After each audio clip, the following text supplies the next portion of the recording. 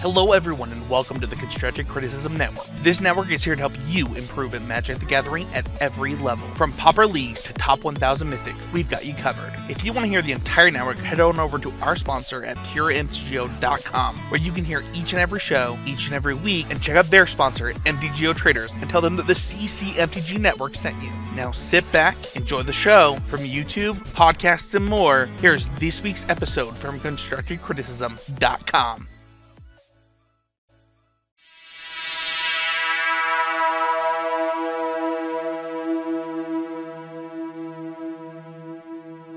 Hello, everyone, and welcome to episode 452 of the Constructed Criticism Podcast. I'm your host, Heezy, and I'm joined by my co-hosts. The person who had the most difficult time ordering dinner with me this weekend, Abe Stein. That's true. Passover is hard to eat with. And the person who would not smile during our group picture, Miss Clark. I got a brand uphold. No jokes, no funny business. Did they give you my tag? Did they give it? No, it was already on your body. Yeah, well, so I told them, because I messaged him to email it, to mail it to me if he wouldn't mind. And he was like, don't worry, I have it up on the thing. I could have grabbed it. Yeah, so then I said, hey, if you see these guys, and I sent them the picture of you, I was like, those are my friends and my co-hosts. If you can give it to them, I'm sure they can take care of it. But I don't know if you didn't reply to the email. And so, made. I totally would have just grabbed it had you text me. You're all good. I'm sure John's a homie, the head judge who does that sort of thing. So I'm sure he'll mail it to me. But or he'll hand it to me in Dallas. One of the two. An always improving moment for you would have been telling us that you said that so that we could just do that for you. Yeah, I just didn't want to bother y'all while you're doing your RC thing, you know? Yeah, but speaking of always... Also, I didn't know if you knew who John was, and that's a whole thing you gotta find John. Mason, you're really ruining this transition. I love you. I'm just kidding. Actually, no, this is the perfect time to say this. I got feedback that you and I have different communication styles. I was just kidding. And I love you, Mason. And I don't really think you're ruining the transition. I said that for comedic effect. Oh, a little yoke these trying times. Yes. Yeah, always improving is that I could be more clear with Mason when I'm joking. But I want to get into how I was always improving this weekend at the tournament. Because there was some really interesting moments this weekend for me at the RC. One of the biggest moments that I found was that when my opponent started playing quickly, I started to go into arena mode.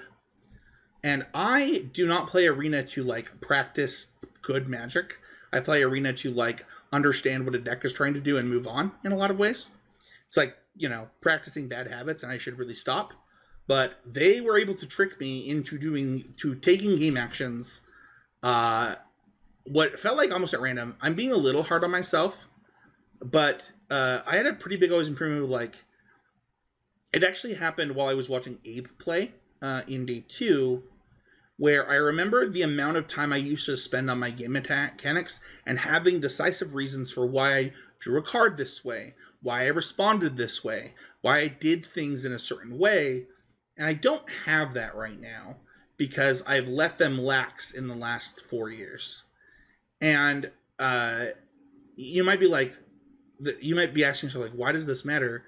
And the reason that it matters is because I did it because I had this problem in the past, and it helped that problem. It made it so that I didn't pass priority on a stack that I wanted to respond to. It made it so I didn't draw an extra card on accident and back then get a game loss. It made it so I didn't, all of those things added up to, there's a reason, once you have the muscle memory for it, it's really good. And so my always improving moment is actually going to be recording a piece of bonus content that I haven't asked Abe if he's going to make, but I'm going to make it about talking about mechanics. Because I actually watched Abe and was like, this dude mechanics are insane. People should emulate Abe to have good mechanics because there's no wasted effort. It's not trying to be flashy. A lot of people will create these flashy mechanics to look cool while they're playing Magic that they think is cool that they think somebody else did. That's not what's happening with Abe. And I don't know, I really appreciated it. It reminded me that I used to do that and that I don't do it anymore. And that was my always improving moment. And Abe's like shaking. He wants to talk so bad. What's up, Abe? I'd just love to get a good piece of recognition. Here's the thing, I've said man. it a lot, and when you said that to me at the tournament, you were like, "Your mechanics are out of this world. Like they're so clean." I was like, "Thank you," because I just think I play some clean Magic. I feel like it's the one vain thing about me. I love watching. Like, go back and watch any of my coverage. It's just always such a clean game. Here's the thing: is like I legitimately mean like I had to adopt things and process things this way because I was finding problems and like. I don't know if it's like my ADHD and like reining it in by doing this, but the watching you play, I was like, I need to go back to doing this. And there's reasons like it slows down my pace of play. It makes sure that I think about things. I was just really impressed. And this is not just me like gushing over Abe. Like I think that there are other people that I've said this to in the past, but I really did think that Abe was, the no wasted effort thing was really impressive. I watched Abe multiple times, know his play with a Planeswalker in play, that I think that only comes from having mechanics where your card is where you think it is in your hand, and like I was just impressive. I'm not gonna. Do you actually know the moment I'm talking about? There was your opponent played a Liliana. And you immediately knew what you were going to do your next turn, and your hand was face down, and you knew where the card was. Oh, yeah, no, I do recall this. Yeah, I had a Sulfur Springs I was discarding. Yes. My hand was kind of heavy on lands. Yes. Yeah. And I was just like, he knew exactly what he was doing. And I don't know. I just thought... Oh, I'd thought through that entire sequence if they had Liliana the entire way through, yeah. So yeah, that's why I was improving moment. This is something I used to spend time thinking about and doing, and I was like, this doesn't matter at the end of the day. But I found times where it mattered this weekend in my matches, and then I watched Abe play, and I was like, holy crap, I need to get back to this. Yeah, and I mean, tied into like what you're saying about your always improving moment, like there's no when I'm playing like that, there's no arena mode, and honestly, like my always improving moment for this weekend was it was a couple things. There was two small ones, which were like one, because of open deck lists, I was like, okay, I'm not going to do anything funky with my tokens or anything. I'm not going to I can just take them out of deck box immediately, get everything set up and organized, which is funny that then you were talking about my mechanics, because like as far as keeping a board state organized, I was the most like, usually, it's like digging in and out of the deck box for them, things like that. Because it was open deck list and everyone knows everything's going to be there already, there's no reason to hide it, and that made things a lot easier on me. And I was like the most prepared for that I usually ever am for tournaments. Usually just have like a handful of random things and some dice, and I make it work in a tournament. The other was that I did like cardio every morning before the event, because I had friends who were going down to the gym at our Airbnb to do it, and so it was like a good way to wake up. But B, it was just something to like really make it so that Magic wasn't the first thing I was doing with myself of the day, which I think really did help, because I found that over the tournament, I played probably like one of the best tournaments I've played in a long time, like mechanically. There was not a lot of and technically as well. I think there was like one shoulder trigger I missed, and then there was some amount of like mulligan decision that was kind of close that I may have made some wrong decisions on in a couple of rounds. But other than that, there was like no plays on the board where I was not entirely locked into what I was doing. I was not aware of or thinking about what was going on in the game. There was a reason behind every play I made, and just like being able to lock in like that again, and like performing at that level, even though there were, like I said, I'm sure there was like a hand or two that I kept that I should have mulliganed.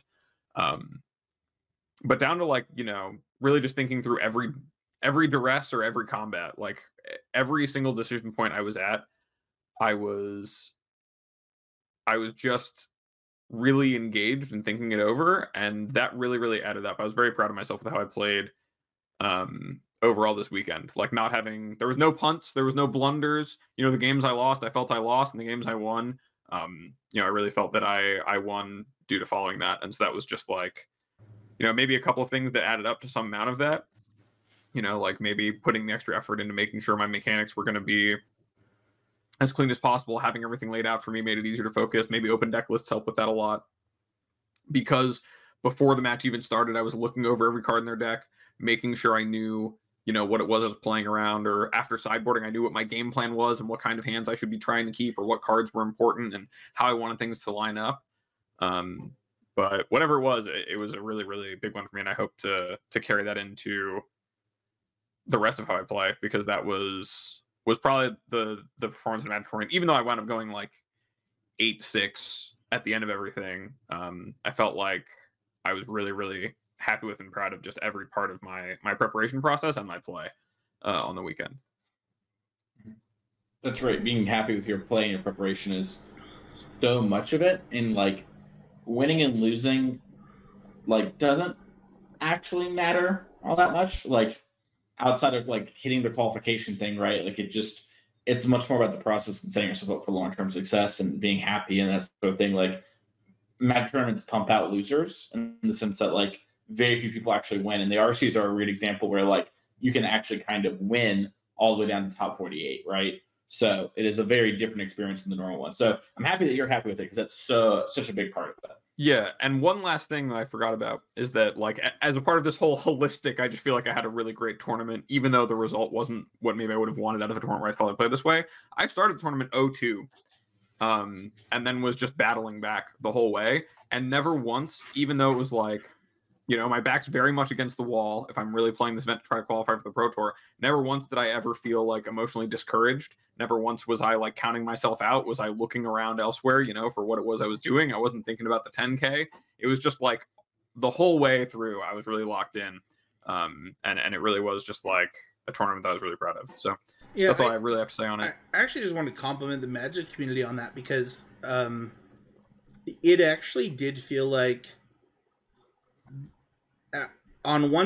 there was a side of the room, especially I think when we were 2-1, you like you and I were both 2-1, and like my match for I really felt like we understood that like we were kind of already under pressure, and I didn't lose that feeling. It wasn't until I got to the X3 bracket where people were like really disheartened.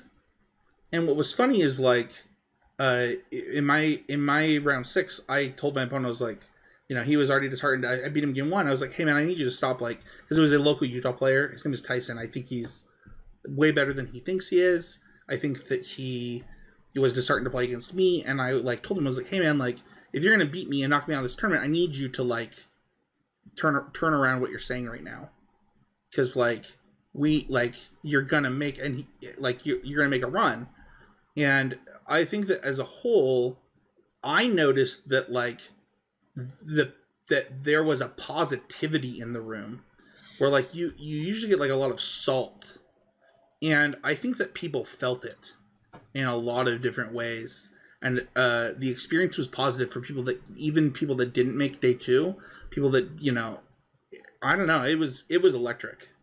Yeah, I don't know if it's something about having qualified or what that really changed it from like your average GP room, which is what a lot of people compare the RCs really to being like GPs. But I think that there was definitely something about players, like even my round 9 opponent, who wound up going X3-1 in the tournament after beating me in this round to qualify for the Pro Tour. He also started 0-2, and it was just the amount of people who were like really like they're not. Right, this is their shot. They felt it. They're taking it every play, every turn until they're eliminated. Was just really, it was awesome. It was all over the place, and the people who are not really having it, definitely, there were way less of them than you'd see at your average GP or whatever. Mason, what about you? What did you do to be always improving this week? Well, I want to say really quick about that. I think it's an important thing to take away, especially what Abe said there at the end, right? Like, Abe started 0-2, so did the opponent who knocked Abe out, essentially, and went on to go X3-1, right, and make the Pro Tour. You're not actually dead. Like, going 0-3 makes it very unlikely you're making on breakers, but you're not actually out of it, right? So you start 0-2, you have, like, 3 losses to give at these things. And so, you know, you're not dead until you're dead. So I think it is good to sort of keep that clear in mind. I wanted to, you know, make a note of that. Anyways, my always improving moment from this past week really came from thinking about the open deck list and that whole sort of I want to say controversy and conversation on social media, where there was a lot of talk about how open deck list ruins everything, how it stifles innovation. And I was basically in the camp of, I think open deck list hurts innovation because it makes it it's so hard to like maybe surprise people or do these sort of things. But it, I didn't think it like ruined anything by any stance. And then CT Soft, I believe is how you say their username, and the rest of Sanctum Fall came with this really innovative combo deck in Standard that's been here the whole time, or at least since the last set. And no one had really found it, and they really sort of pushed the limits and everything. And it just reminded me once again of the Always Improving moment of there's so much to do and so much to push and explore, and we often just give up early. And I had sort of just resigned and gave up that like, oh, open deck list means like you should probably lean towards playing mid-range decks. You get a huge edge from this, But, like this sort of thing didn't stop them from not only taking the risk on this deck, but innovating and pushing and seeing that sort of thing. And CT Soft is known for playing wild decks, to put it lightly. So this isn't a surprise from them, but it is still like a good reminder that it was probably a bit overblown and a little defeatist of me. And giving up and being defeatist in Magic, I think, is one of the most common mistakes and trends that people do. So that's my Always Improving moment. I think it actually just like goes into what Abe just said too. Like when you become defeatist, you've already started to lose certain tiny edges or so that you could gain in different spots. Yep. So agreed. Really quick, every week on the show, we like to give you Patreon shout outs to the newest patrons of the show. Just recognizing the people that are making the show possible. And this week we have a few. So I just want to give a shout out to Josh, Jay, Turner, Cody, and Tommy for being our newest patrons.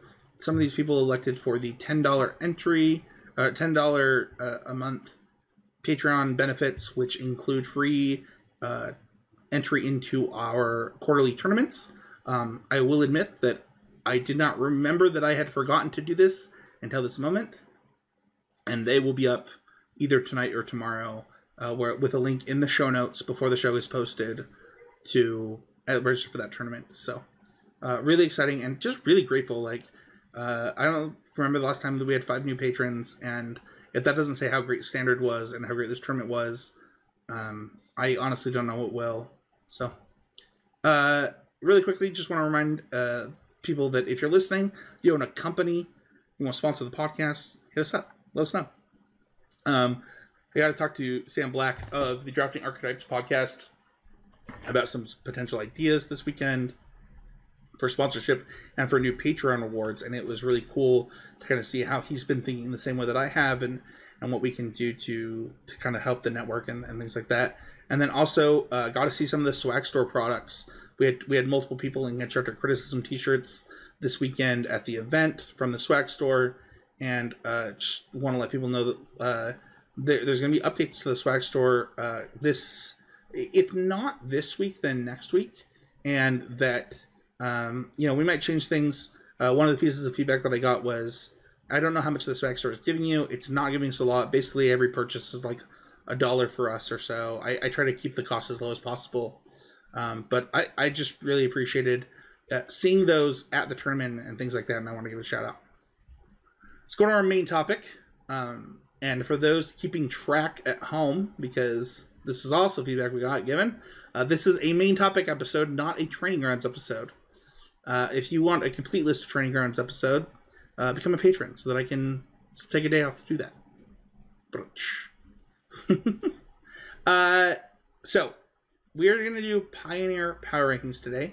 So the way our Power Rankings work is you get 6 points for first place, 5 points for second, 4 for top 4, 3 for top 8, 2 for top 16, and then if the tournament is big enough, sometimes 1 for top 32.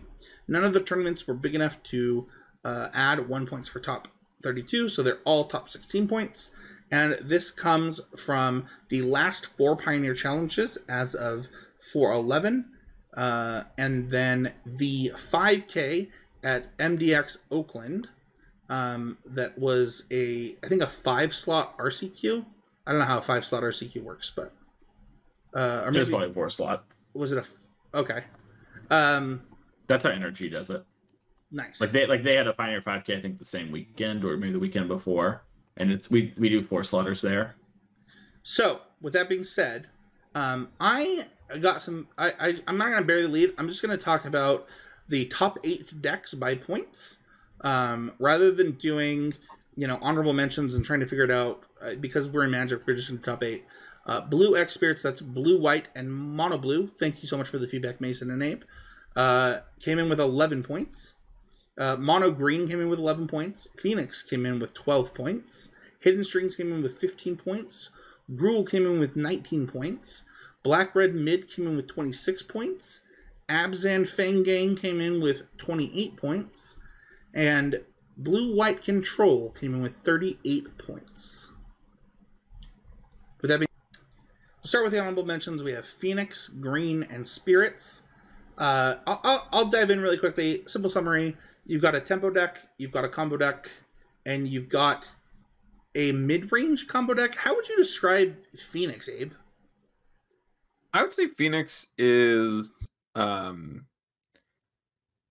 think it's a mid-range deck that just has worse answers and more threats. I don't know. It's like definitely a proactive kind of. I guess it's like it is kind of combo-y. I think it depends on how it's built too. I haven't really seen what the recent Phoenix lists are up to, but I think currently the role it's playing in the format is one of being just kind of disruptive and having the clock on it. So I'd put it in the mid-range category for now. Yeah, I think I like the classification of like mid-range combo. This is actually something that Matt Clay and I have been talking about in Smash recently, where the archetypes of Smash in Ultimate specifically get blended a lot. And I was like, I don't know why Smash players won't blend archetypes like Magic players will. Like, we have control combo, we have aggressively slanted mid-range, we have like these things, and I think there's value in that. And like maybe that's the truth. Maybe Phoenix is aggressively slanted mid-range, but I think that deck's hard to quantify. I want to talk about key cards really quick in these decks because they have some bangers. The first one being Nykthos is a banger in these lists. It is one of the kind of key cards in the format. A card that a lot of people. You mean the green list, right? Yeah, we're talking about all 3 decks at once. Okay, well, you were just talking about Phoenix. I thought Phoenix had picked up Nykthos for a second because we were talking about they were playing Nykthos. I can see how that's confusing. Thank you for protecting the listener there. Yeah, I of the honorable mentions, I think that the key cards to talk about are Nykthos, Arclight Phoenix, and the Delve spells. And then from Spirits, I think that it is... Oh my gosh, I can't remember the name of the Spirits now. The 1/1 Spirit, the Mausoleum Wanderer, and Rattle Chains, I think are kind of like the main key cards out of these decks. What are you guys' thoughts? I think one of the things that really jumps out to me when you're sort of listing this off is sort of like the power cards, right? And it sort of shows like, yeah, like Mono Green's sort of thing that it's doing, its sort of unfair nature is Nykthos. And like, that is, like you mentioned, it's one of the key cards, and it's how it sort of overpowers people, right? And like, it has Karn as well, which like turns off certain portions of the metagame and also gives this deck this really great late game grind potential as well as being a combo. So that's something that jumps out to me. Phoenix is like you mentioned, the Delve spells, both Temporal Trespass and Treasure Cruise, sort of giving you that mid-range game plan it can play, but also the combo finish it almost always works towards in the form of Temporal Trespass plus Galvanic Iteration. So very interesting there. And then Spirits is it's so weird because I always think of Curious Obsession as like the card out of that deck, but it is sort of like Rattle Chains and Mausoleum Wanderer do almost more work of like keeping the opponent off balance. So yeah, I think this is a really good point. I played a ton of Spirits, and I definitely, Curious Obsession is like the thing that really makes the deck. When you say power cards, that's the one of this deck, right? Where the other, the like workhorses or the what's the word that we would give, like Burning Tram? Sorry, the staples of the deck almost, kind of like are those 2 Spirits specifically. And I think for what it's worth, it's one of the reasons that it separates this deck a little bit from the Bant deck, where like it's not trying to get to like a collecting company draw. It's trying to curve out and protect its stuff. Mm-hmm. Yeah, very much like a Delver deck. I do want to, before we go on, by the way, we did one of these mega ranking episodes 4 months ago, and at the time, Mason, we're more into Rakdos, a little bit, Rakdos and Green. Mason. Yep. Can you restate that? I don't know if that was my internet, but I couldn't. No, it cut out for me too. Okay, cool. I'll restate it. Okay, give it. Yeah. Yep.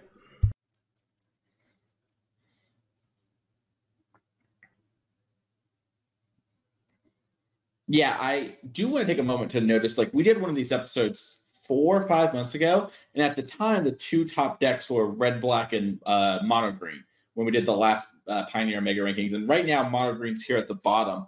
And, we spent a little bit of time talking about some of these other decks quickly, but I do just want to mention, like, the format has really changed since the RC and the Pro Tour.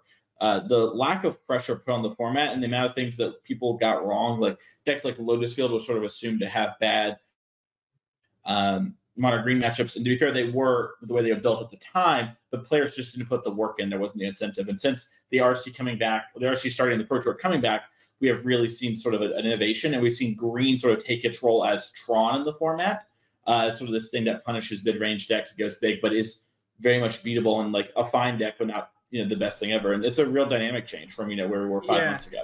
I want to be clear. Well, I don't want to be clear. I want to ask actually. That do you feel like being a top 8 deck in a format? I guess I should have said this going in, and I didn't. That's actually my bad. Always improving. There are 26 different archetypes, like unique archetypes that got points for this power rankings, and I don't know that in a spreadsheet I've had to go to the letter Z since coming back to the podcast. And it's been a really long time even before that. Like 26 different decks having a top 16. And the ones that would surprise you the most, like Waste Not had multiple top 16s. Like I don't know that I would put a being a top 8 deck in a format like that as the bottom, but maybe it's a what's the word? Like I get what you're trying to say though, Mason. When I hear these bottom 3, I think it is really and like they're honorable mentions, right? They're not in the top 5. They're still good decks, and I would say that if you're being a reasonable deck gamer, these have always been and will always be choices you can make. A lot would have to change before they'd really fall off, but if you're someone who hasn't played Pioneer in 5 or 6 months because all of your RCQs near you were modern, or you were focused on standard for the RC and you just weren't playing the format at all, you didn't really watch the Pro Tour, like you heard, what won and what people kind of played, but you didn't play a lot yourself. This is definitely like a big departure from where maybe you remembered things, and even where I, previously to now diving into Pioneer for this season, starting today, was kind of thinking about the format as my last snapshot, because previously it was mono green and red black was kind of like that was the matchup that mattered the most, and so because mono green had the edge, Rakdos was like just a cut below to some people, but mono green is more exploitable. Now if you look at, and when we go into the other 5 decks, things that people are doing in the format have really changed from what things were people were doing in the format and succeeding with that weren't the standby decks those 6 months ago. We're not talking about decks like Angels or about decks like, oh god, I'm blanking on the name of that deck. Creativity. Yeah, we're not talking about creativity, and we're not talking about like a lot of decks from the Pro Tour aren't really showing up here, and we're talking about decks, and we will be talking about decks that are like a lot more of the linear parts of Pioneer. It's a lot less of things that we're trying to play bigger fair games and kind of hold things down, and a lot more of decks that are trying to play their own game. And that change has really shows in the fact that these decks that were once towards the top of the format because they were really good at engaging in the games in those ways, those aren't what the games are really about as much anymore. So it's harder to get those consistent top 16 finishes with these decks that previously were just, at the very top. So just something to keep in mind, as Pioneer season is rolling in on us for our first seasonal RCQ season, that even though Pioneer is this non-rotating format, like Mason said, the pressure put on it and the way people have really innovated it and tried to win in it, and also things like, there's decks we're not even going to talk about that are all just like varieties of Atraxa decks or creativity decks that are less all in on that one combo, and are like, I've seen creativity Atraxa decks, I've seen Neoform Atraxa decks. There's all sorts of new things going on in the format that are all playing by different rules of engagement than maybe the format was about even those 6 months ago. For a format that hasn't changed much, and these decks are all still the same, a lot has changed. And so that's just something I want to keep in mind as you look at like 3 previously, first tier decks kind of now maybe trending down towards being not your top choice. Awesome. Well, let's dive into the top 5 decks, because that's kind of how we do the power rankings. Number 5 comes in with Lotus Field. This is Hidden Strings if you're looking on Goldfish, with 15 points. This is actually a huge drop off for this deck too from our Mega Rankings episode, right? This was number 2 on our Mega Rankings, if I'm not mistaken. Mason, you and I were team this is going to fall off. Like, people are going to remember how to beat this and care about it. I'm kind of curious, what is this deck doing as far as like its key cards? What are its key matchups in kind of not only this top 8, but like the rest of the stuff? But, and what are your thoughts? So the biggest thing that happened is players got smarter. That is unequivocally the biggest thing that happened is players realized they did not need to build their decks in such an all-in linear way, and they realized there are multiple ways to attack the problem going forward, and they can build actual sideboards and have actual plans. And this was a huge innovation. And I think Joe Lissette is sort of the first person I remember seeing do stuff like this, where Joe went to the RC and had multiple Pithing Needles, multiple Silences, and just had like a small Wish package in his sideboard. And that allowed him to actually play different game plans and beat things like Mono Green. And other players were doing stuff like it. He definitely wasn't the only one. But he was one of the bigger name people to do really well with it. And we saw players sort of adapted. And then with the Pro Tour, we saw people like Nathan Stoyer sort of meet somewhere in the middle of having actual sideboard plans and having wish targets, sort of like Joe, but a little more spread out across matchups. And that is the biggest thing that's changed, is that sort of change from I am 15 one-ofs, I have all these different things I can search up. In reality, I only search up like these 3 combo pieces and this 1 tech card most often. Now they have a very small wish board that has real card for real matchups, and they can just wish for those in game 1 if they need them.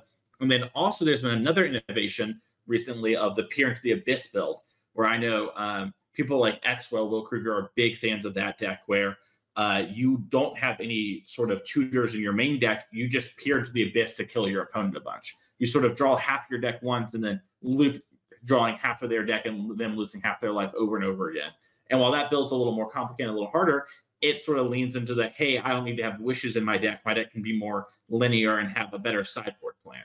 And so the biggest things that happened is players just realized that. And then that combined with players not respecting it for a little while allowed it to kind of creep up. But it has definitely shown that it has the tools that it needs to fight through hate, and probably did for most of the summer, if we're being honest, when people were pretty low, myself included, on Hidden Strings. But players just did not put the work in. They didn't figure it out. And we just got smarter about it. And now we know Hidden Strings is the deck that you sort of have to respect or have to be playing aggro if you're going to consistently beat. Because if you're playing a slow mid-range deck like Control or Black-Red, mid-range, etc., you're going to be in a terrible spot against this deck. Yeah, it kind of falls into the category that I think a lot of people thought Mono Green fell into, where like people thought, I actually really liked your Tron comparison. I've said that to a lot of people, where like people were like, oh, Mono Green's like this combo deck, and like it's the best combo deck in the format, and here's why it's the best combo deck. And the truth is that it was Tron, and this deck is actually like a combo deck that needs to be respected, or else you just can't win.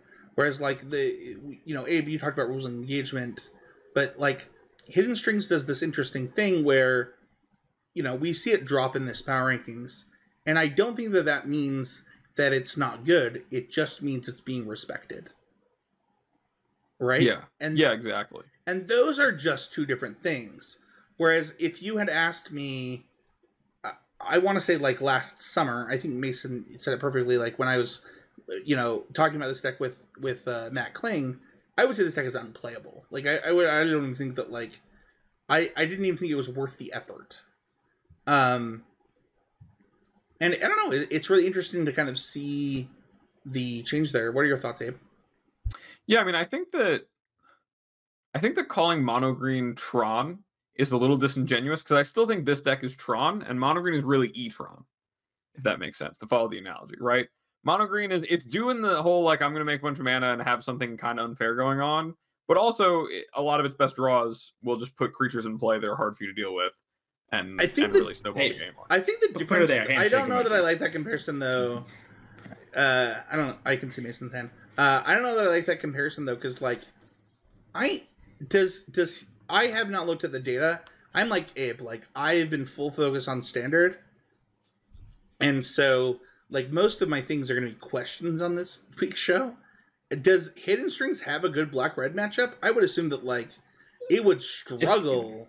Is it good? It's like even. Okay, I don't know. That's where I want my like Tron-ish deck to be.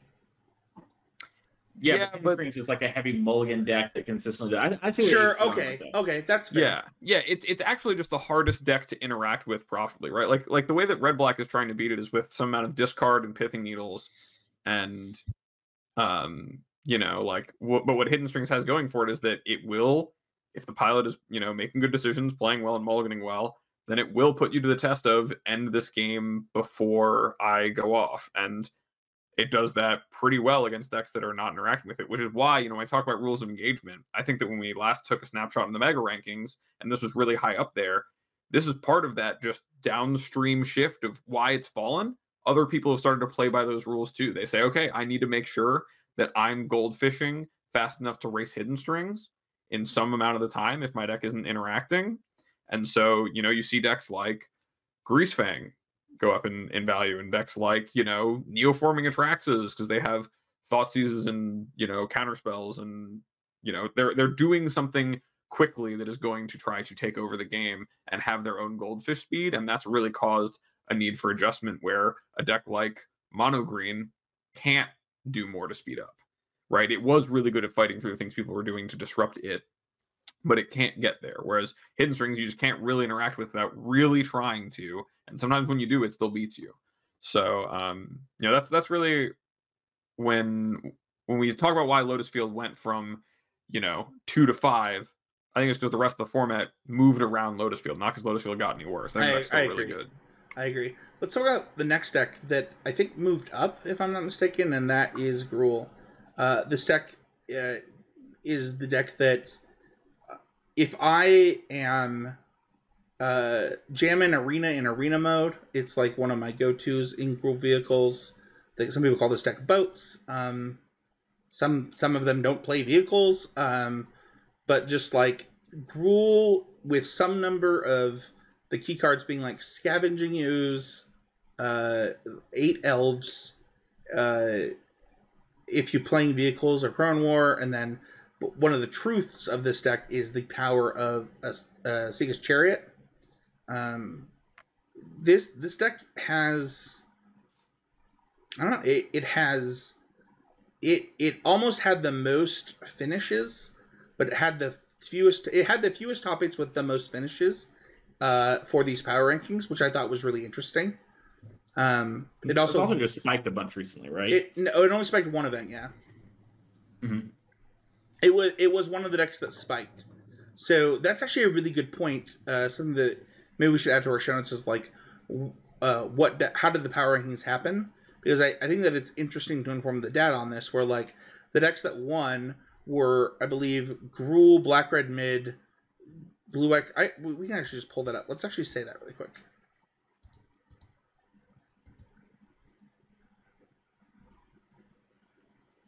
I was wrong because Greasefang wasn't one of them. Also, Blue White might not have been one of them. Blue White didn't have a top 2. That's impressive. It's because of what decks did win that didn't make the rankings. Okay, hold on. I really like your comment about the spiking Mason, because Neoform, Gruul, Phoenix were some of those decks that did win the event, as well as I think that there's like a random one. Yeah, Esper Legend spiked an event. It was its only point, and then Green White Company spiked an event that was its only points. And a lot of the decks that spiked the event, three of our 5 winners are not in the power rankings. And I don't think that happens in games other than Magic. Like, I don't think that you can be in that spot. What was really interesting to me is that while I was making these like things like Gruul, Black Red had the exact same number of top 16s, and then Greasefang and Blue White had more. And it was, I don't know, I think that's interesting data points to look at when you look at like a collective of a format that has 26 decks. The coalition to the percentage of the winner's metagame in the part that you're looking at is really interesting. And I honestly think that like Blue White, as we'll get into it later, is the perfect example of it. Whereas Gruul got a jump because most of its finishes were not top 8 finishes. So it needed to catch up to like the other decks, like Black Red, like Abzan, to even be in the top 3, the top conversations. Like, a lot of top 16s is good, but this deck has interesting problems where we kind of talked about it in the public Discord for He's a Game Media this week, where it has to mulligan a lot. And it also has the problem that every 8 elf deck has, and it is one of the reasons that I'm not entirely sure building it as an 8 elf deck is correct. Where you mulligan a lot, and like you're curving 1 into 3 to have an elf into something else is really important. I don't know. What are your guys' thoughts on this deck? Because like for me, as I've played this deck, I think you can build it to be favored. It's actually like a lot like Black Red in a lot of ways, where you can actually build Green Red to be favored against a lot of the decks, and then you're more aggressive than them. But like to me, like the key matchups are: how are you beating Supreme Verdict? Can you actually beat Greasefang? Because if you can't, I think you might have a problem right now. And then, you know, what are you doing in your Black Red matchup? And obviously, those are the top 3 decks. But I think like you're fast enough to beat Hidden Strings. You were built to beat Mono Green, and then, you know, I think accepting that Spirits can be a bad matchup because you're playing 2 mana removal against them is okay.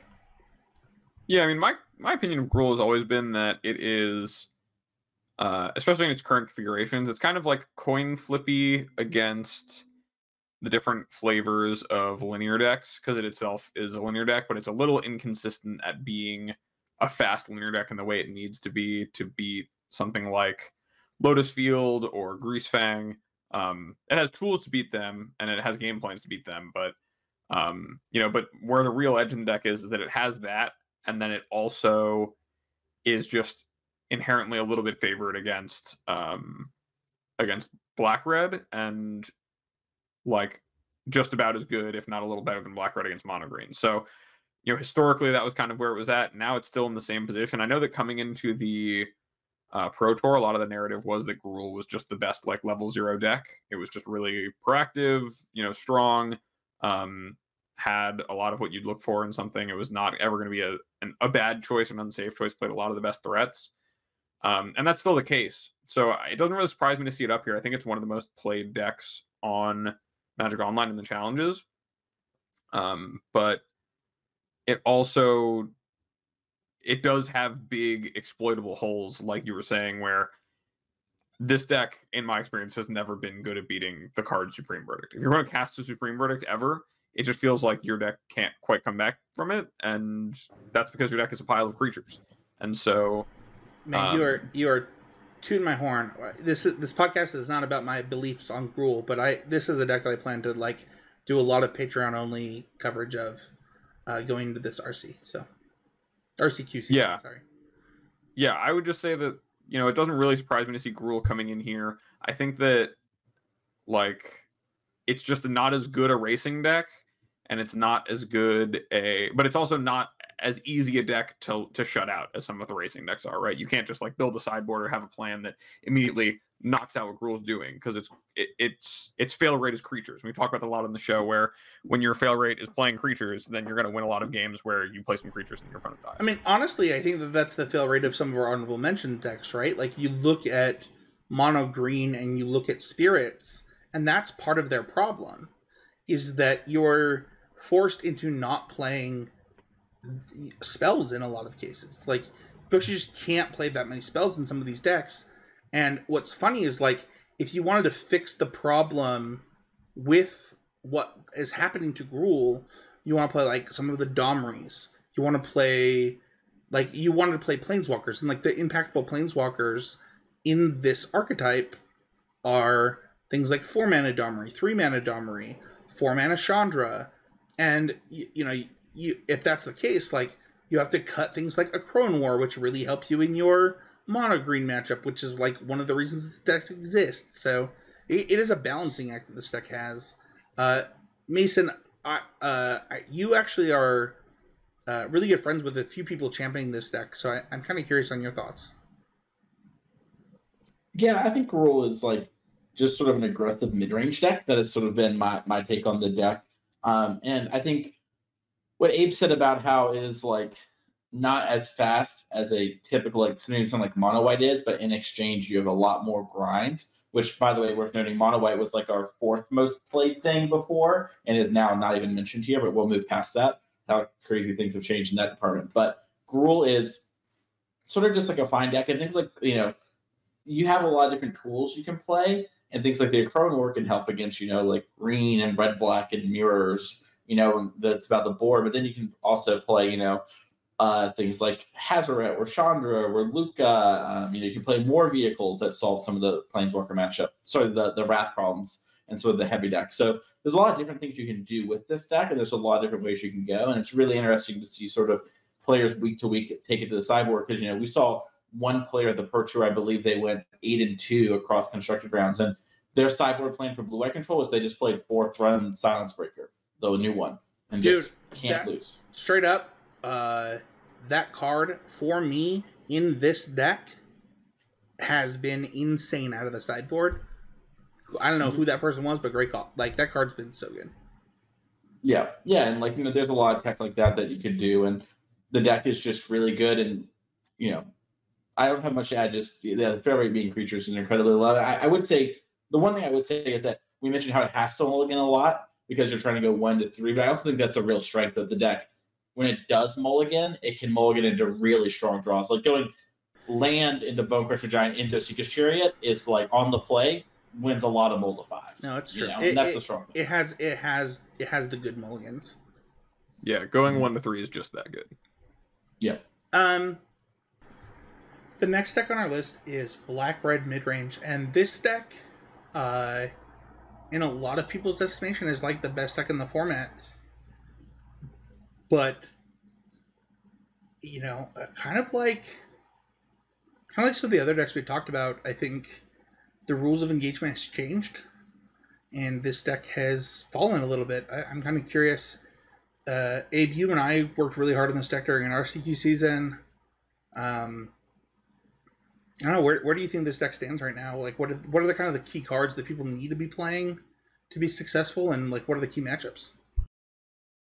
I mean, this is a deck where not a lot has changed in its toolkit, but a lot has changed around it. And I think that, you know, as you look at the way you're building Rakdos, like, you're still going to have games where you, especially as the format has gotten more linear, right? Like, as people are trying to do their own thing more, your draws with like Thoughtseize or well-placed removal spell and interaction, you know, those are going to be your best draws still, and you're going to be a big problem. But conversely to that, as the decks have gotten more linear and more powerful, there's going to be more times where your opponents are going to, like, you're going to have that kind of start, and they're going to be able to rebuild and like kind of punish you on top of maybe you stopping them from getting out of the gates quick, but you coming up a little short. So I think that, like, red black, still an amazing deck. You should keep playing if you're playing and succeeding with it, and it's not ever going to be bad. But I think it's kind of suffering in this world by not having the best chance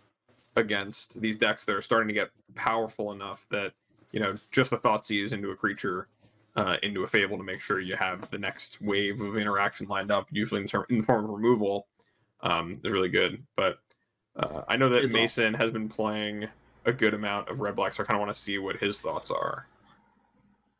Yeah, I would say one thing that sort of keep in mind is like the format has really changed, has been changing a lot, like we mentioned.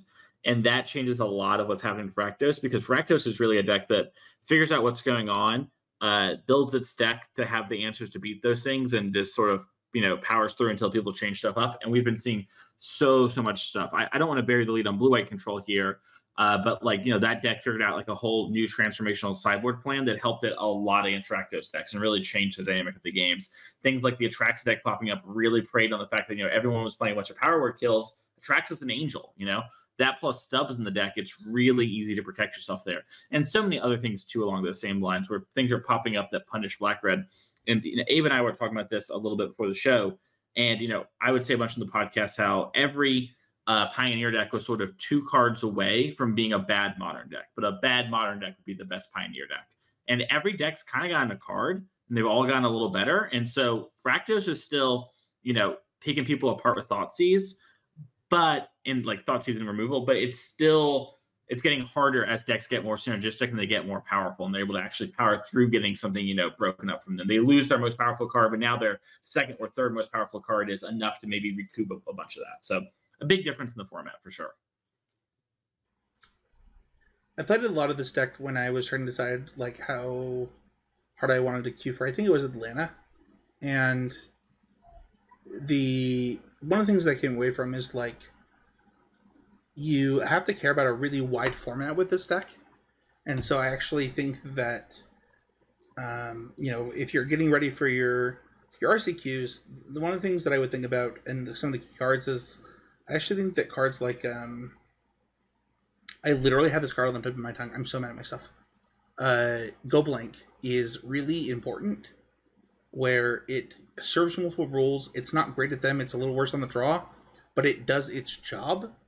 And then honestly, shout out to Abe. I actually think that looking at our power rankings, I would be back on Bloodthirsty Adversary in some numbers to help my Go Blank plan, to help my Thoughtseize plan, to help like my discard plan. Because I think that in a format where, like, if you look at, you know, Lotus Field, you look at Greasefang, you look at like the stuff that's going on, you actually need to really break up synergies, really punish graveyards, really punish mulligans in a lot of ways with this deck. It is not about beating mono green anymore with your Black-Red mid-range deck. And if you're still trying to beat mono green, you actually might suffer in this format. That's kind of my take on this deck. And that's without playing any games. I hope that like it's clear that I haven't played games in a while, but that's where I'm going to start here. Number 2 deck, Abzan Greasefang. This is the most talked about deck going into the Pioneer season at the RC. If you talk to anybody, they were talking about Abzan Greasefang at the RC for Pioneer. And I think it's well deserved. I think that this deck was really badly positioned into... I don't know, is it like... I'm kind of curious, Mason, what your thoughts are. What shifted for this deck other than people couldn't play the right hate cards? Because this deck has a lot of the problems that we talked about in other decks, right? Where it has like bad matchups against some of the top decks. Like, it's got a really bad Spirits matchup. It's got like a problem against Gruul if configured correctly. Like, how does this deck dodge that and become a dominant deck in this format? Well, the first thing is the same thing I said about Hidden Strings, and that's people got smarter.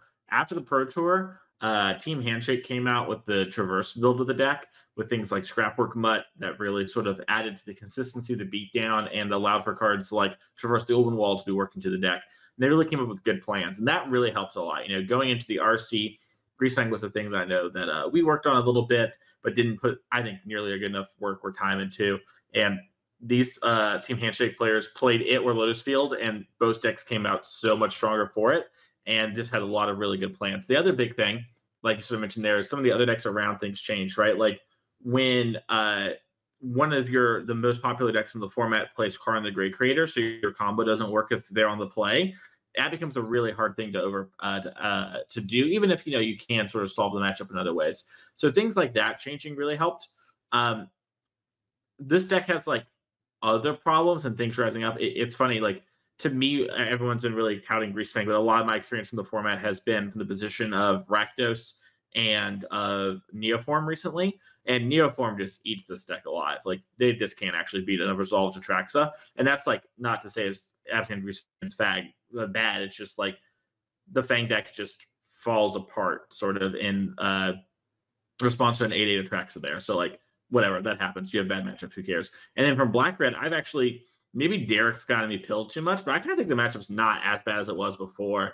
And like it's definitely not good, but if you can just sort of break up their Greasefangs early, you can sort of power through a decent amount. So even though that deck's lost some amount of Graveyard Trespassers, I think the matchup is still pretty reasonable, even without them playing cards like Go Blink. Actually, I think like the Hearses are better in this particular matchup in comparison to a matchup like Phoenix, where the Go Blink might be stronger. Well, I agree. I think that one of the reasons that it's so good for a deck like Mono Blue is Hearse, right? Like where, you just only have so many sideboard options, you end up playing Hearse.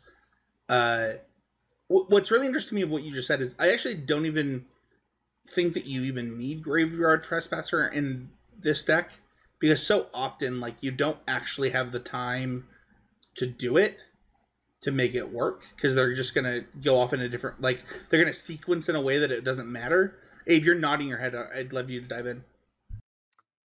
Yeah, so I mean I did a lot of playing the villain against Greasefang leading up to the RC, and I think that from the red-black side at least, beating Greasefang was just a matter of having a plan for it and sticking to it and not getting overwhelmed. I think that as the format has shifted and the innovations to the deck list have come, especially with the Traverse build, and like playing things like Vessel of Nascency, and kind of just this big effort by the deck to start sidestepping the ways that decks were being good at interacting with them in the early turns of the game. The Greasefang deck has benefited in both senses. It's gotten to be a better deck, and the format around it has shifted in a way that makes it a better choice. And I think that's really like what has made the biggest changes. I think still it has weaknesses. I think it's kind of close. The Neoform Atraxa deck, Mason, I've kind of had an opposite experience where from players who I know who've been playing Greasefang and really learning the matchup, they feel pretty good about it. But it might be that they're just, what they're doing when they're playing Greasefang is different, or their Neoform opponents are doing things that are different than what you're doing. It really is, but it's a two-shift passing in the night kind of thing, right? It's if I'm sticking my my combo before you are, then I'm probably winning. But I think just overall, Greasefang is kind of simple to interact with, but it has, the power of a Seeker's Chariot, the power of Sky Sovereign, in the same way that it kind of allows Gruul to shut the door on games. Does it have the power of Sky Sovereign in like the winningest deck lists though? I think most lists that I see usually have like okay, 1 to 2 boats and 4 chariots. I pulled up the most recent winning lists. I think that the most boats played in the winning deck list was 1. That's why I asked the question. Okay, yeah. I mean, I know there's been a lot of, because it's something where one of my coaching clients and I have talked about a lot when we're talking about Pioneer. They've kind of been learning the ins and outs in Greasefang. We spent a lot of time looking over the deck list over the last month or so, and down to like plans including silence because of how combo the format is, to like get time walks on people or just make sure it's clearing the way for actually doing the thing. There's a lot going on in the Greasefang camp, and as much as the decks have improved, there's still a lot that is developing. There's not like really any set stock way to configure yourself yet. But that plan B of being, okay, a lot of my setup cards are playing these creatures, and sure, my most unfair thing is putting one of these like big vehicles into play quickly. But if I still just cast the Seeker's Chariot and you're spending a lot of your time and resources making sure you're respecting, me resolving a Grease Fang and putting a Parkelion into play, that's going to be a problem for you because now the Chariot's going to force you to put your shields down. It's kind of like a Tarmo twin situation where you're forcing them to respect the one thing and then you're pinching them into putting the shields down with the other, or they might just die to the plan B anyway. So I think that, number one, Grease Fang benefited from the format changing around it. And it's still kind of weak to Red Black that's prepared, and people who are prepared I think are still good against it, but it's hard to be prepared for that and the handful of other combo decks going on in the format, right? There's only so many of these different linear decks you can devote slots to, and so when that's the case, it really just helps to be one that has the solid plan B. I think that what you just said solidifies the opinion that this is Modern of, I don't know, like 2014 to 20 whatever. We're in that era of this format, and I think that Abzan has actually become much more of a mid-range deck. It already was the mid-rangey version of the Esper deck and the Mardu deck. Now the Abzan deck has completely taken over. There's not even like a hint of those other decks. And, now it's playing Castaways, which I think might have been true some of the time during our last power rankings, but now it's just like, I think maybe universally true. I would have to look. This deck is really good at being the mid-range deck when it needs to be the mid-range deck, and being the combo deck when it needs to be the combo deck. Which is funny because, like, one of the things that I touted about the creativity deck in Modern is its ability to be the control deck when it needs to be the control deck, and the mid-range deck when it needs to be the mid-range deck. And this deck has similar vibes, but I do not vibe with it the same way. I'm kind of curious why, but let's go on to our number one deck. And this is the deck that I've actually played the most in the last, I don't know, 3 months. I played a I'm sorry. What? I'm just joking. I was joking. I am sorry too, because the fact that this deck was number one was so shocking to me. We went to dinner with a couple patrons, and I literally don't think this deck has a good matchup outside of Gruul in our top 8. Talking about blue-white control, just a reminder from the beginning of the episode. Yeah, so this is blue-white control. I think this deck is actual garbage. Here's the thing. I'm a huge blue-white guy. Like, Teferi 5 is like one of my favorite cards ever.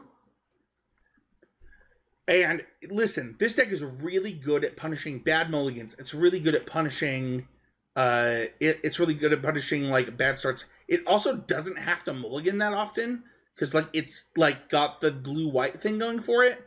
But I don't want to dive too hard into like why I think this deck has a problem in this format. But I think that I will say that we have 27 decks that got points in this format. And so a huge percentage of blue-white players are going to just lose games to the format. Not to decks, not to like you're just going to not line up, not have things. I cannot believe that not only is this deck number one, it's 10 points above the next best deck. Abe, I am obviously so wrong. I think this deck is actual garbage. I think this deck is good against a lot of the decks. I think looking at, if you told me I was going to play a tournament where I was playing against the 8 decks we have listed here, what deck I'd want to play, I could see myself saying, no, stop, because that's the end of the podcast. We're going to talk about that later. But you're going to say blue-white? You could say blue-white, or you will say blue-white. But I'm saying that because I think that the matchup spread of just these seven other decks and itself, right? I don't hate blue-white in a lot of these. I think it's the format, and this has been I've been really consistent on this episode, and this is just how I feel about Pioneer at a glance as I'm really hopping into preparing for Dallas, is, I think that you have to be interacting in the right ways with these decks that are being really linear. You have to have the right kinds of hammers to be shutting the door on them. And I think that if you're hitting your land drops and casting Supreme Verdict, you're going to beat Gruul a lot. If you're hitting your land drops and you're countering the right spells, you're going to beat a lot of these combo decks a lot. And, you know, when it comes to, you know, things like Rakdos or a lot of the fringe stuff that might be a little bit favored against you, like, those will happen, but you still have a lot of the tools to be successful. And that's like, you're not going to be terrible in those places. You know, as much as I think that red-black is usually favored against blue-white, like, that doesn't mean that Rakdos always beats blue-white. And the same way that I feel that, you know, blue-white might have trouble with some of the aggro decks that are a lot lower to the ground that don't see a lot of play right now, doesn't mean they never will. So, you know, having access to all the right pieces of hate for a format that is right in a format that's demanding a lot of answers, being a deck that's able to present a lot of different kinds of answers comes at a huge benefit. Well, I think it's presenting universal answers, right? And my problem is I don't think the universal answers are good. I think Rest in Peace is good against a lot of the random combo decks. I think Dovin's Veto is good against a lot of the random combo decks. Like, I'm talking about the fact that, so like, I am not talking about the ability of blue-white to sideboard really well, because I actually think that is a strength of this deck. That's what I'm saying it is, though. I'm saying that is the strength of the deck, is that you get to do that in a format where that's a hard thing for other decks to be able to do. This is a deck that gets to do that. I agree with that. Okay, I think we're in agreement there. I thought we were talking about answers in the form of, like, absorb. Like... No. Like, I don't think Counterspell... I don't think Absorb is particularly well positioned. But you're going to play 2? The list I'm playing in the league right now has 3, actually. But dude, that's gross! That's... Alright, go ahead, Mason.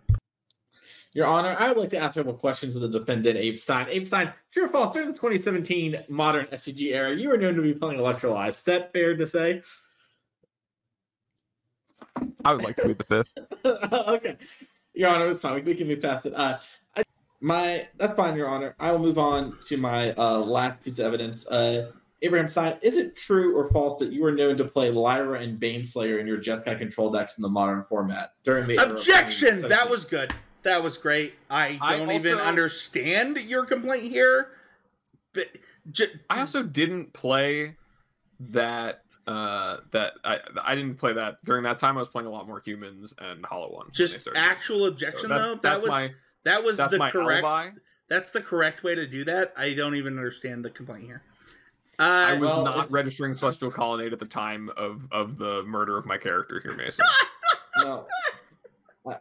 First off, we both know that's not fully true. And second off, having to register those cards is the mistake. Maybe that's right once you've made the mistake, but when you're in there, you are. Listen, my whole thoughts on the blue-white control deck are very similar to, and this might just be me reliving my life, you know, now through the Pioneer era. But when I was growing up in Modern, there was this guy named Jonathan Rawson who played all the SCG events. And all the pros were like, Jonathan Rawson's so good, but he plays these awful control decks, and they can beat up on stuff, and they have strong sideboard cards. And if he just played, like, the Hollow Ones or the Humans of the world, he would crush it or whatever.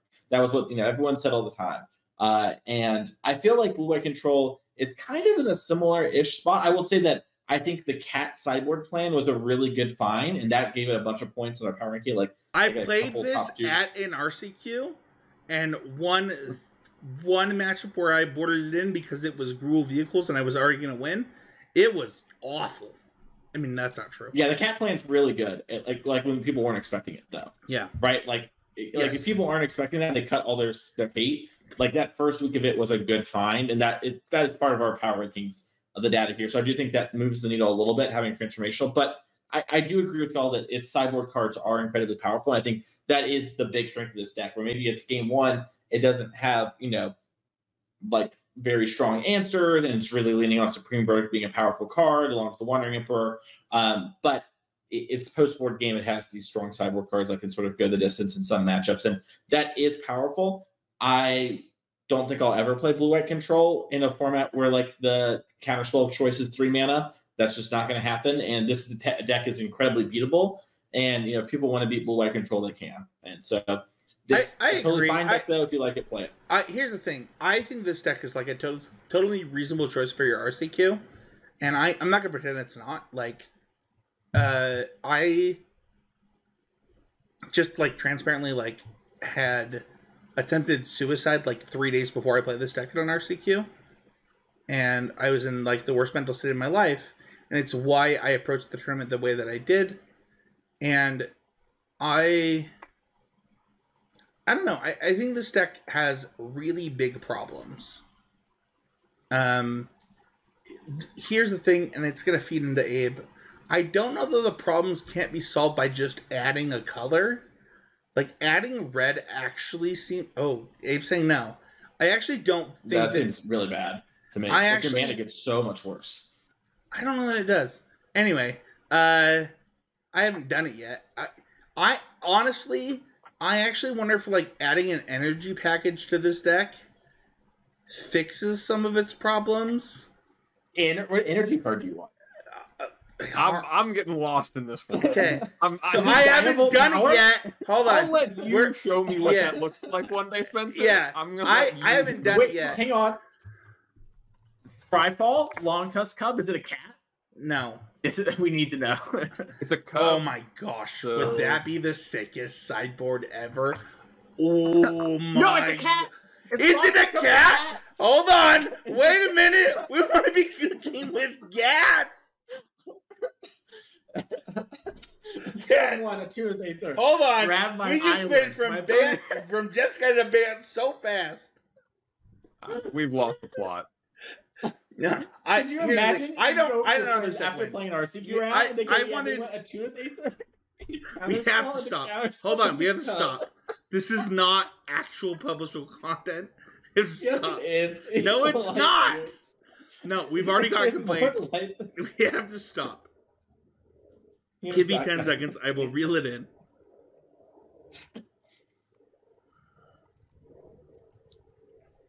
Here's the thing. I don't disagree with Mason.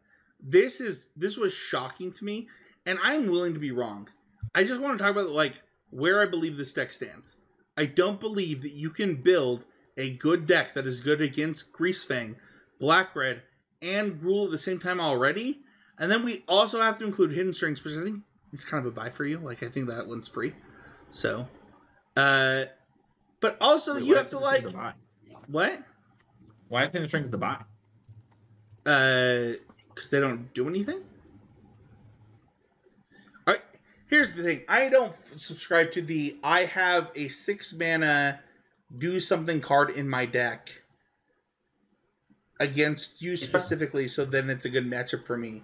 You have to find I don't think it's... I think it's about Lear, the Drowner.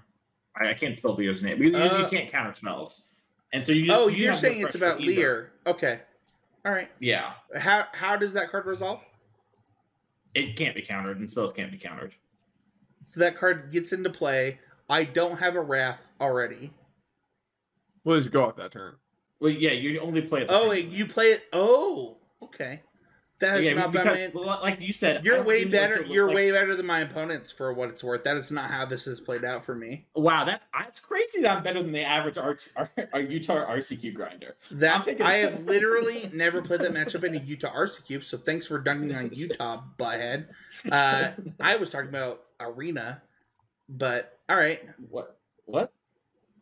You just dunked on Utah. It had nothing to do with. Well, no, Arena doesn't have Lotus Field. Yes, it does. They don't have Hidden Strings. That's true. Yeah. Yeah, Explorer is not Pioneer. That I agree. We should add that to the episode. We're gonna add this out. Okay.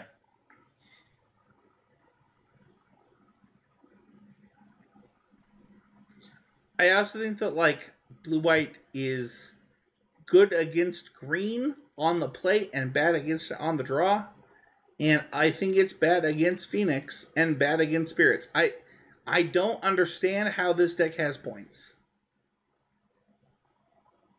I'm just going to say the reason I have a league booted up right now is because I felt kind of similarly. I knew it! I knew that's why you were saying this. Keep going.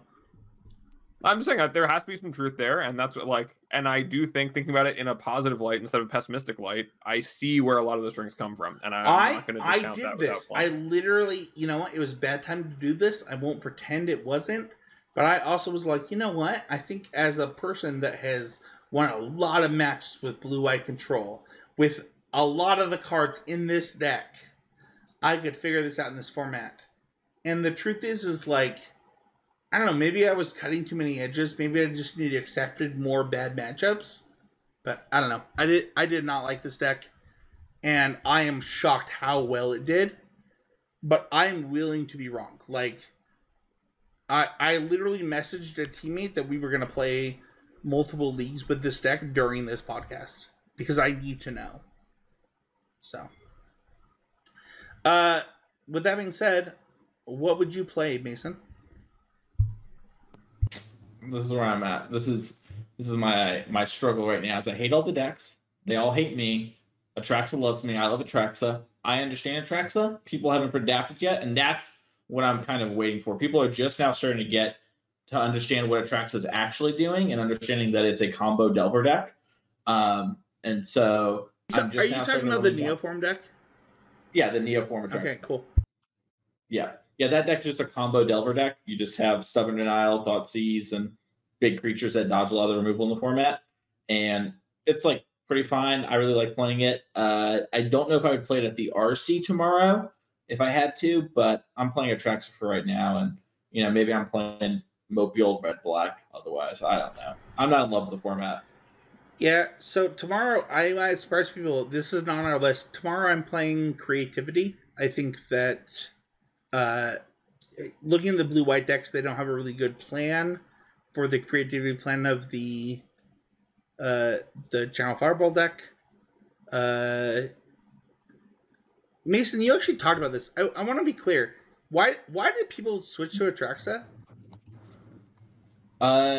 Mostly the biggest thing was having an X's one target and having a pivot, because there were some people that were like adapting to the Hullbreaker Horror plan, even if it wasn't unbeatable. And so having an X's one target was pretty good. Also, like with the move towards Gruul and stuff like that, like the more aggressive focus decks and Greasefang.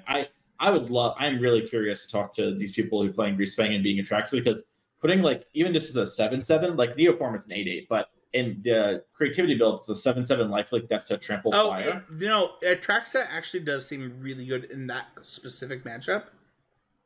Yeah, and so like when you look at a lot of the top decks, right? Can't you just play 3 though?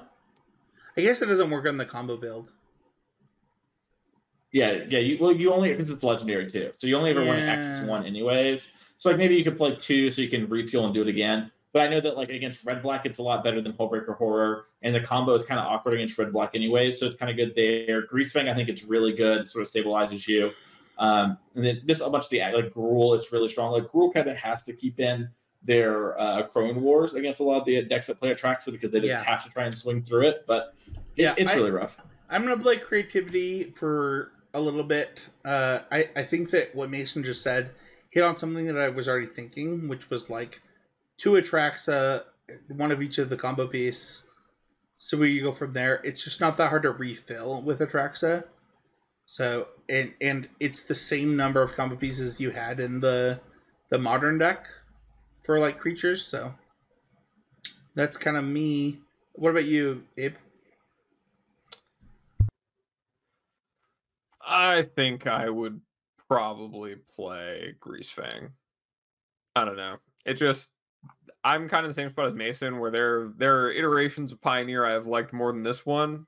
I haven't really even dug into it yet. I just am not looking at what it looks like. It looks like things about formats in the past I've not really liked. But I think that I've spent some amount of time thinking about and looking at Greasefang. I think it's powerful and proactive, and at the very least kind of fun. So of these, I'd probably play that. And there's not really anything else I've done enough work on to feel like it would make more sense than to play what is one of the best decks that is proactive. So no, I agree. I think that Greasefang became one of my top 3 immediately after making these power rankings. I think that's a great choice. The Patreon question, if you want to be able to do this, on Patreon of $5 or more, join our Discord. You get access to this.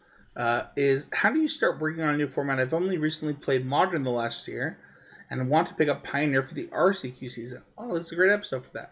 Do you start reading lists, watching VODs, etc., or just jamming games with different decks to figure out what you want to explore in the format. I'm gonna go first, guys, because I play a lot of Arena as like just a thing to do. I treat it as a thing to do, which has become a problem for me.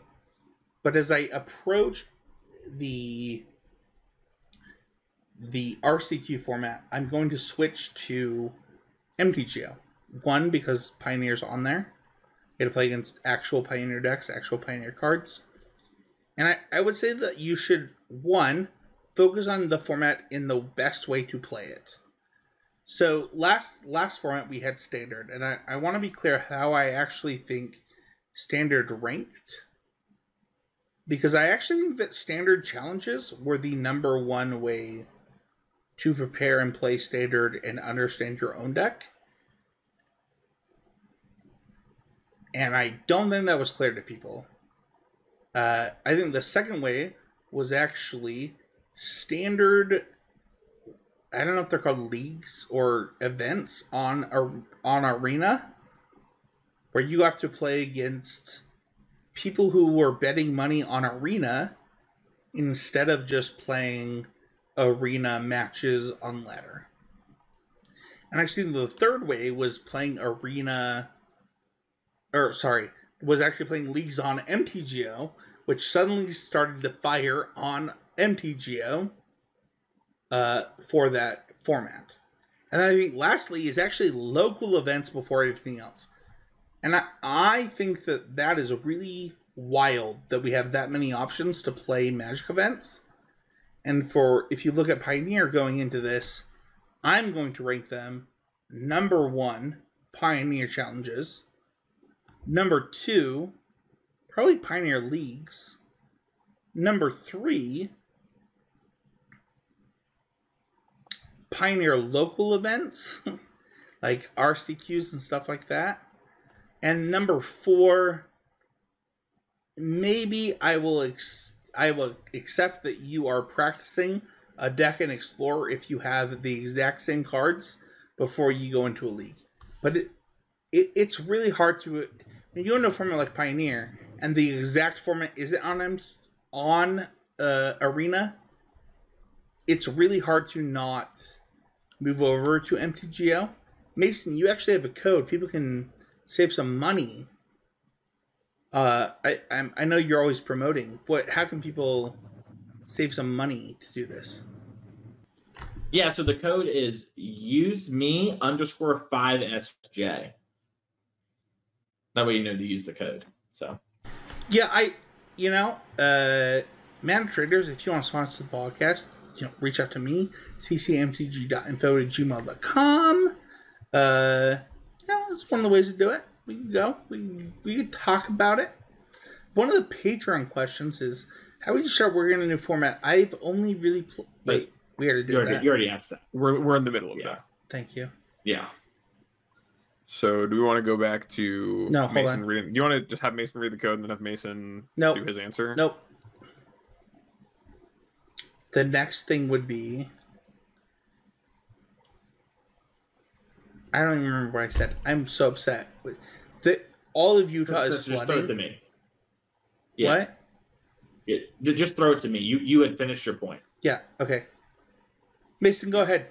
So the code is UseMe_5SJ. That'll give you 10% off your first 2 months. My sort of answer to the question is, so that when you start working on a new format, the first thing I sort of do is I go in, I try and find, what is, assuming your goal is to win the tournament, which I sort of, or win a tournament, that's what I'm sort of picking up here. I go and look to see what's the most powerful thing, what are people talking about. I play a little bit of that. I get some of that in my experience. So, if you're listening to today's episode, you might want to play some mono, some blue-white control, some grease fang, some red-black, Lotus Field, those sort of decks. For Lotus Field, you might be better off watching a video than trying to figure it out on your own. But generally, sort of get some experience in that department. Then really start having conversations and reading and sort of thinking what the format's about. And then from there, I'm sort of looking for an angle to attack the format or figure out how to beat the best thing. I typically spend a lot of time trying to figure out how do you stop what the best thing is. And I find that either you find something and then you're very happy, or you sort of learn more about the best thing and then you're able to build your deck accordingly because you found some hole that seemed exploitable but wasn't really if you came prepared for it. So that's a lot of it for me. I'm really similar. I'm gonna steal it from Ip here because, like, I think that I really vibed with a lot of what you said, Mason. But the things that I wanted to kind of add were, I am going to try the things that I like and see if they fit, and then I'm going to adjust accordingly. And one of the things I really like what you said is like, hey, you want to play a deck like, Hidden Strings or Lotus Field, like watch VODs. Like, what are they doing? And I actually think that from playing Mono Green, I think that would also benefit a lot of people if they're like, they just got into it because of this standard season, they qualified via standard, they've only played standard, or they only played sealed into standard, and they're going into this tournament. Like, you have to understand, like, there are already rules of engagement for Pioneer, right? You already have Greasefang, you already have Lotus Field, you already have Blue-White, you already have a really good aggro deck in Gruul, you already have Black-Red. So, what do I do from there? And I think that going into no format, one of the things that you should do is, one of the things mentioned in this question, which is, okay, just try some decks. Like, I got asked a question during my airport AMA that was, what do you do when you play leagues? And I was like, I only play leagues to try decks out, understand what the deck is trying to do in its place in the meta game, its positioning. And for me, that's one of the things to do when you start a format. Like, I love playing. I'm gonna play multiple leagues with Blue-White. I think Blue-White sucks. I think this deck is bad. I have no idea how I got these points. Guess what? I'm still gonna play 3 leagues with Blue-White. Like, I'm happy to be wrong. And I think that that's kind of the approach that you have to take when you're entering a new format. You have to be willing to be wrong, to be willing to put your money down to learn things. And I'm happy losing $10 to, like, learn how a deck functions. I mean, you pay way less than that to, like, learn from a human without you doing it yourself, right? So I don't know. That's kind of my initial take. I don't know if that's jamming games, right? Because, like, jamming games to me is like, I'm going to pick up Red Black and play like 5 leagues with Red Black. I'm never going to do that. But I don't know. What are your thoughts, Abe? Yeah, I think that, you and Mason have said a lot of good things. I would say that if I had to describe my process to a format that I'm brand new into, which is really like how I feel about Pioneer right now, I think a lot has changed since I last really put in a lot of time to it. So personally, I would start by, if you can't go and read deck lists and really understand why deck lists are different from each other, I would play an archetype you're interested in until you start to appreciate that difference. That's like jamming leagues, or, maybe finding content to really start to differentiate it. If you don't even have that level yet and you just want to know how the decks are working, I would say, yeah, pick like 3 or 4 decks, go and play some matches with them until you feel like you have an understanding of why they're strong or weak, what they're good against, bad against.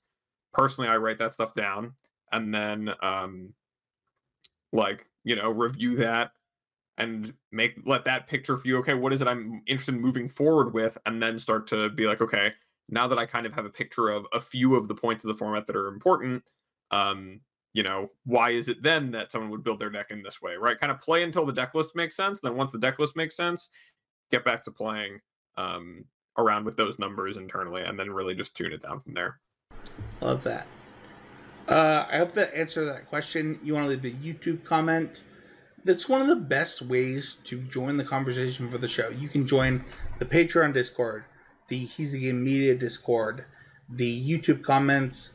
You can message us on Twitter. Just really clearly, like, don't know if this is the right time to make the announcement, but I will no longer be doing Arena Mythic Cast. Just with my new job, I don't have time for it. But I'm going to work with Michaela to keep that show going in whatever way we can. And I just really want to shout her out. She's been one of my favorite humans to ever work with. And I really appreciate that. Sam Black and I got to talk this weekend. He was really fun to talk with. I just feel like we have a really good network of shows that are trying to do different things. Arena Mythicast is trying to like promote people as like an interview show. Drafting Archetypes is trying to like help you improve through individual ways to look at a limited format, and then we are trying to like help a RCQ or a grinder improve, and it's really good. And the shows that we're trying to bring into the podcast are trying to do that for their respective things, and I just really appreciate that. So that being said, you want to like the podcast, subscribe, review, or comment. It is one of the best ways to support the show. Like pretty often it's like I get messages personally where it's like, hey, I don't have $1 a month, or I don't have $5 a month, which is where I want to subscribe. How can I support the show? Like, what can I do? You guys have helped me so much. And it is honestly like, leave a YouTube comment, leave a review on where you listen. It really does help the show. It really helps us a ton. And honestly, we talked to multiple people this weekend that care about where people can find us and like help them in other ways where they maybe can afford different types of stuff. Abe, I want you to go first. One of the people that I kept in coaching wanted you specifically, and I told him, I love Abe, but I want to work with you. And he told you. He straight up told you. He did. That was...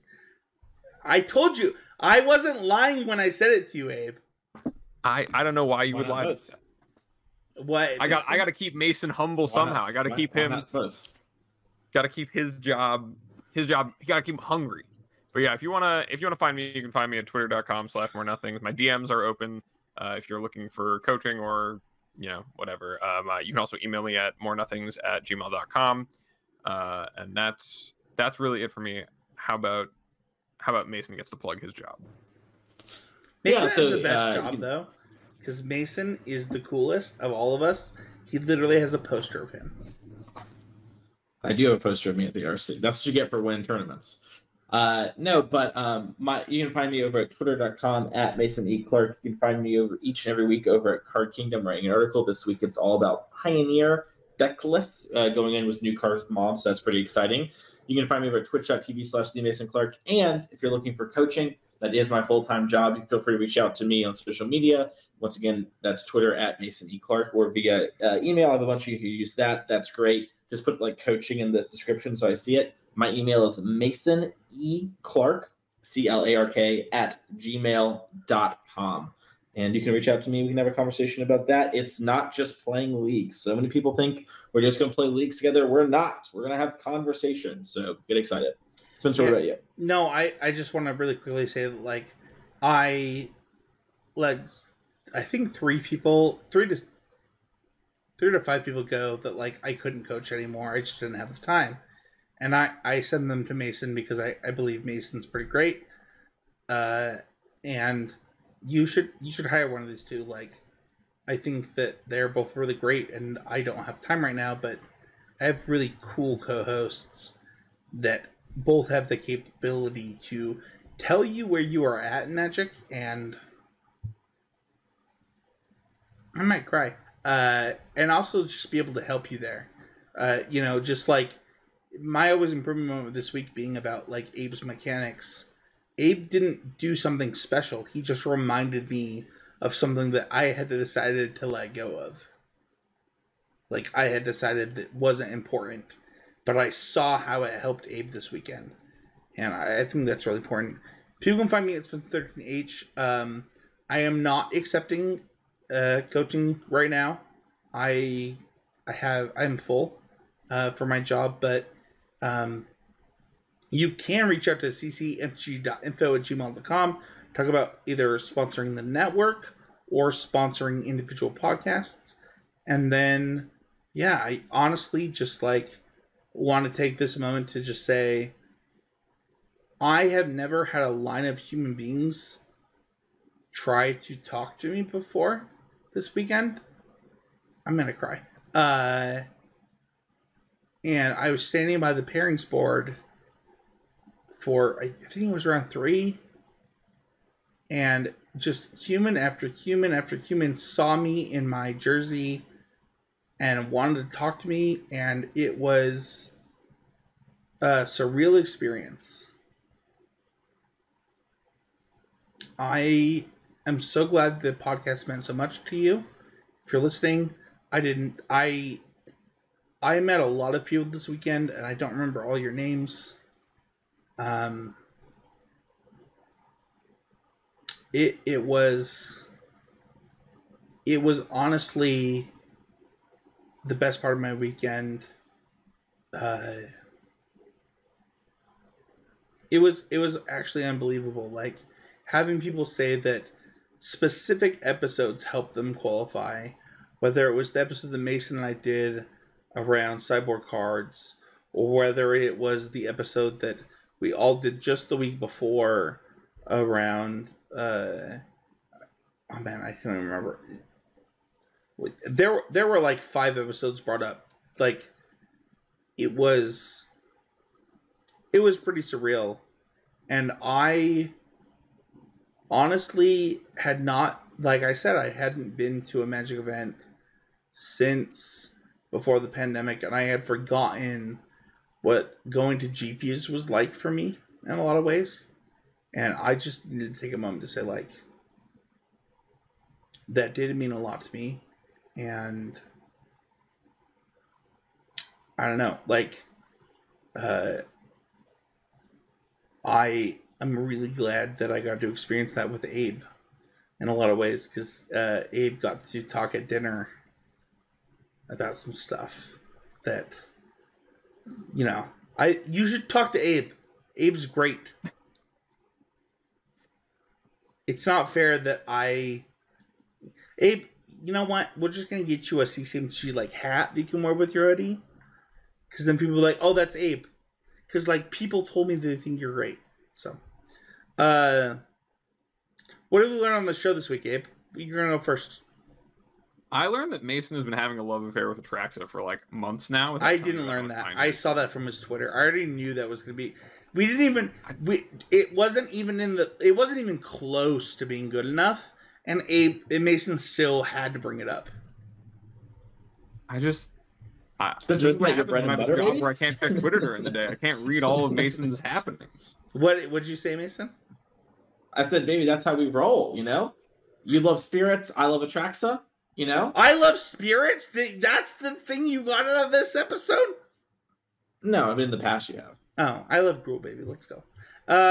No, Spirits is like in the weirdest position of this format where like I would not play it, but I would not fault you for believing that Black Red is in a position where you could play it, but I just don't believe the deck is playable. That's actually what I learned. Look at the data right now. Hang on. Before you do that, you said it's not close. It had 9 points. Spirits has 11 points. It was close. I'm looking at the data right now. No. Sorry. I was specifically saying it's not close. Like, I think that in a format where Black Red is good, you cannot play Spirits.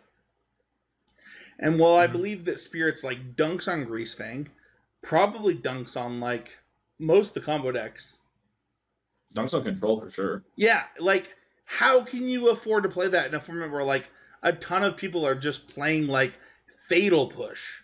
I don't understand it as somebody that loves the deck. And my learning this week is like people are willing to push. They're like, I'm gonna dodge like 30% of the field. That's wild to me. Like, I would not register. I own Spirits. Like, it's next to me. It's right there. I cannot believe you would play this deck. The matchup is so bad against red black. Like, it's not like people joke about bad matchups. It's not like 80-20. Like, they could mulligan to 5 and beat you easily. So fun fact, I played a Mono Blue Spirits League over the weekend because I have a bunch of people coaching who play the deck and they all like it. And I was trying to be a better coach and be prepared for them. And I 3-0'd Rakdos in the leagues. That's wild. That's insane. Yeah. That matchup is so Tell bad. you what I learned. There's paid actors in the queues right now. That's what I There's paid actors in the queues. They're mono Plus Ginger's blue back, actors. baby. That matchup is awful. Like, it is yeah, one of the worst matchups I've ever played in Magic. That being said, if you're gonna dodge freaking Rakdos, the blue spare decks, whether it's white red or mono blue, that I think that the fact that like Mausoleum Wanderer is a consistency in our power rankings, I think that's a good thing. Like, I actually think that's a tell that the format is about something. Kind of similar to like in Modern when it might have been Spirits and Humans, but like, yeah. Mason? Yeah, my learning moment from this past week was that people love blue-white control. And that is something I had forgotten because I just got integrated with everyone who knows how to beat blue-white control. And so none of us all play blue-white. But it's important to remember, this sounds like a joke, but it is serious, that you are just going to see a bunch of blue-white control at events because people just love playing Drago, Magic with Teferi. And this is like the last bastion, the last place you can sort of reasonably do it. And that's like important, you know, like one of the Neoform's big weaknesses is like the blue-white control matchup's really bad. If I want to be serious about playing that deck ever, I have to accept that this is a problem / like figure out a way to beat it. So it's just important that, you know, people will do things even if you think those things are not very good. I like that Mason and I are both like team anti-blue-white, with being the most very dominant deck during this power rankings. Like, we're just like planting our flag Derek style. Let's go. If you went to dinner with us, you got that. Thank you everybody so much for listening. One, I want to say, Abe, hit me up. Let's do a mechanics video. I would love to just like open format, talk about mechanics and why they're important. I was really impressed. And then everybody else, why aren't you in the Discord? Like, this thing was popping for this RC. Let's go. Thank you everybody so much for listening. We'll see you guys all next time with another episode of Constructed Criticism.